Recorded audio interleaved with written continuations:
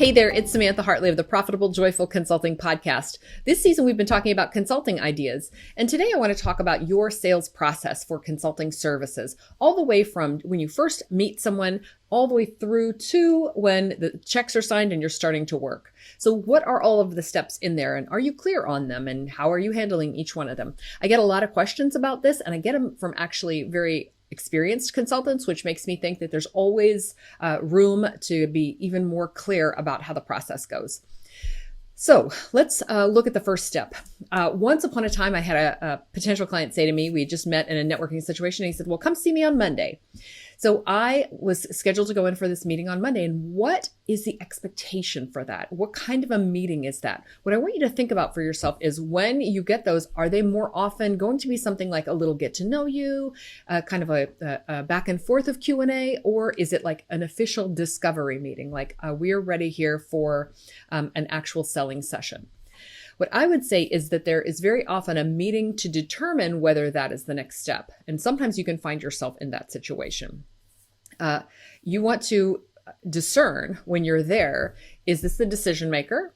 And so I should continue further meetings. Is this actually a project or a possibility that has any potential that I'm interested in pursuing? And if yes, you have a decision maker and these are the right circumstances, then you can find yourself in a sales meeting. Now, sometimes you can make that determination within that very same potential coffee chat and find out, yes, I'm actually really in a sales meeting. And sometimes you have to say, go ahead and conclude that thing and make that next meeting.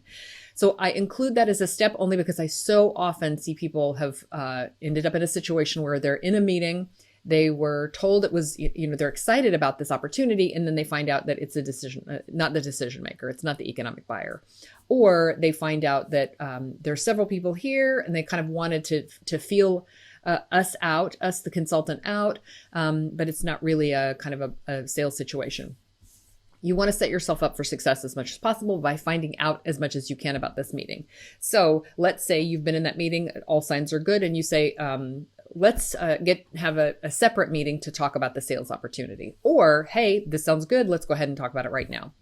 When you are in a discovery call, what a lot of people will do, and I had these wonderful consulting engineers that I worked with, and they were so prepared with all of these graphics and models and binders full of PDFs that they would go into meetings with. And one of the first things that I did in our work together was said, you go into meetings with a blank sheet of paper. You take in nothing. Sales meetings are about information gathering. So you're going in to collect information. You're not presenting anything. So put that binder away and put those PDFs away. I know they had this sense of like always wanting to be prepared, but what they were actually doing was positioning themselves as, always ready to give information, which didn't work out that well. So you want to go in with a blank slate and a clean sheet of paper and full of curiosity about what the situation is. And so that's a sales meeting. You may end up having between 1 and 5 sales meetings. What's fun is that I also have a foot in the online marketing world, and where people will talk about things like a one-call close. A one-call close is possible. I've done them myself. Somebody gets on, they know exactly what they want. You offer them the thing and they buy right there. It's this nice, smooth little sales process. In other situations, especially if you're working with larger businesses, you can take up to, 5 meetings is not crazy. And I have personally been a part of things where it's 5 meetings where I have to collect all of the information, and then they need to get the right people involved. And then there's many rounds of clarifying questions and things like that. Not ideal. If you can do this as quick as possible, that's what you want to do. So the first meeting you are eliciting from them, the information you're gathering is going to be, what are the challenges they're facing? What are the desired outcomes they have? And what's the potential value? Like, what is this situation costing them? And what's the possibility if this problem is solved? Now, I cover that in way more detail in other episodes of the podcast about selling sessions. So I'll put links to those in the show notes. I just want to say that this selling process, the beginning of the sales process, is discovery. Yeah. Information gathering, collecting information. And once we have collected that information, then we're going to go on to the next phase. Okay. So, we can break this sales process, even the sales meeting process, into multiple sections. again, could all be done in one meeting, but it usually isn't. So very often what happens is we'll just come away with what Alan Weiss calls the OMV, objectives, measures, and value. I will refer to this as the problems or challenges, their desired outcomes, and then, what the cost of that, what that's been costing them, and the opportunity if they solve these problems.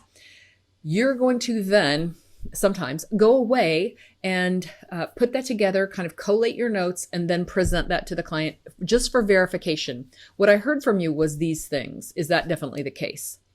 You can do that in a whole meeting, or you can do that by phone or just in a clarifying email. But you want to be sure that what you heard before you go away and put together a proposal for them, and before you think about what might be a fit for them, you want to be sure that you're on the same page about what they wanted to communicate to you and what you heard.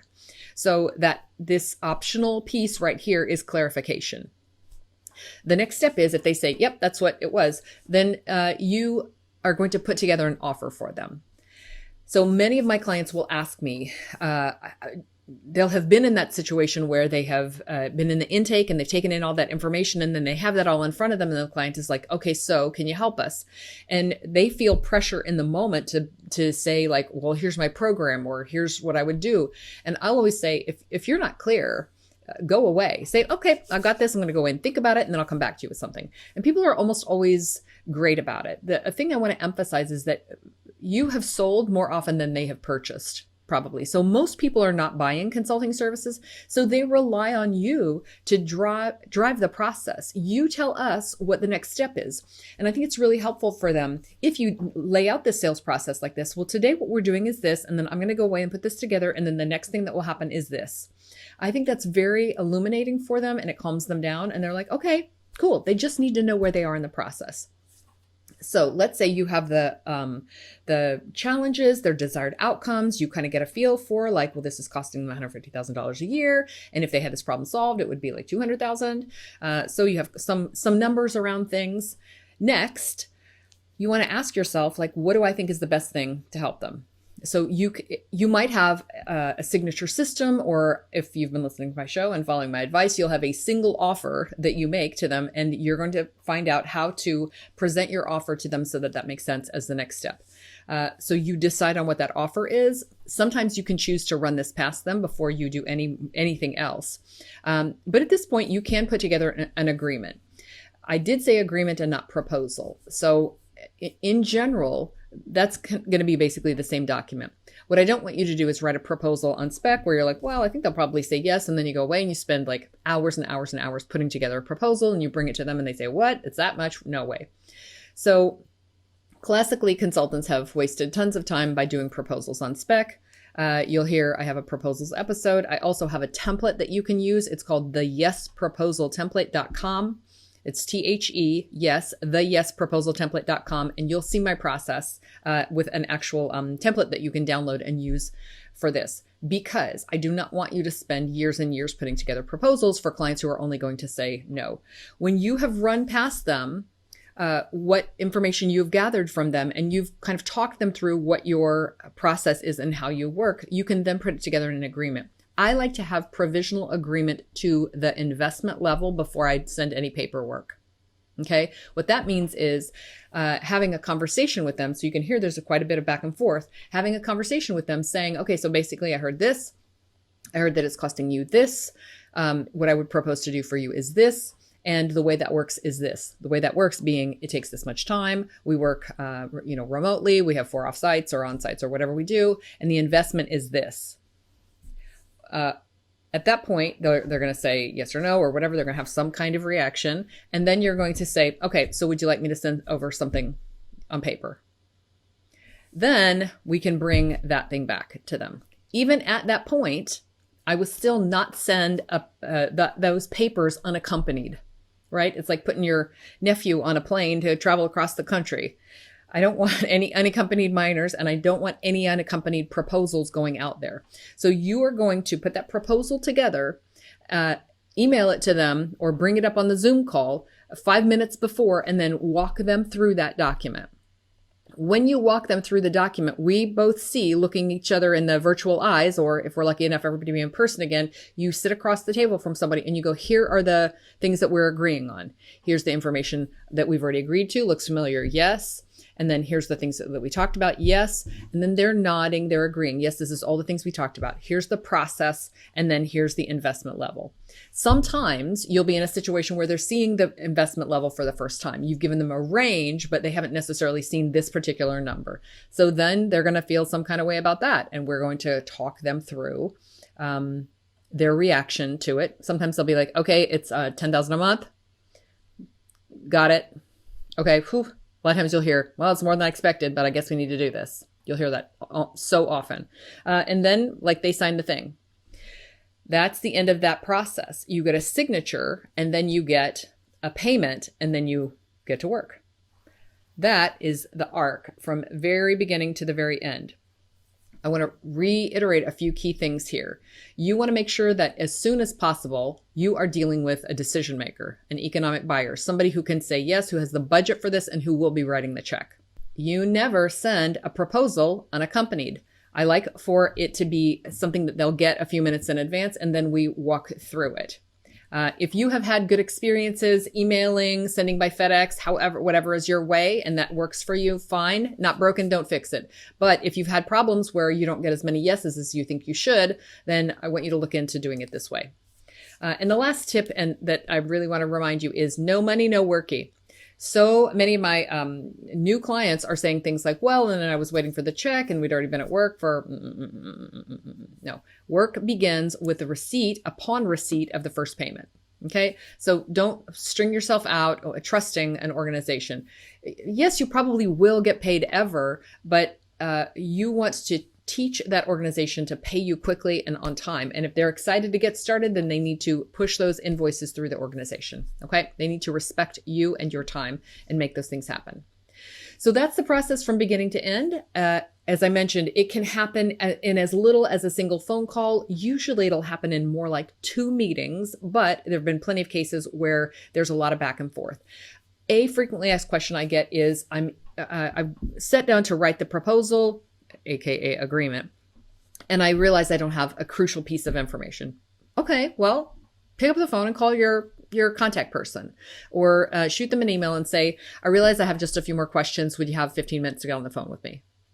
So you can't write, you can actually even propose the right offer unless you have all of the information you need. And so really begin the working process with them as you're doing the sales process. Like, this should be a lot of information and insight into your client as you're doing the sales process. You should see how do people show up on time, and are they engaged, and are they knowledgeable about their own business, and are they helpful in supporting you as you develop this stuff for them. You're going to begin to know your client even through this sales process, even if it's just 2 meetings.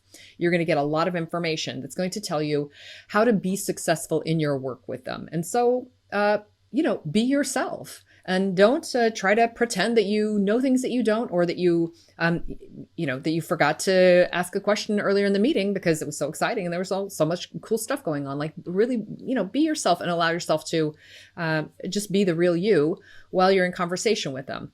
And if they're unreasonable about that, they're probably not going to make a very good client. And they should say, oh, yeah, sure. Let's hop on the phone 15 minutes and we'll get that together. And they should have that kind of same openness with you. Cool.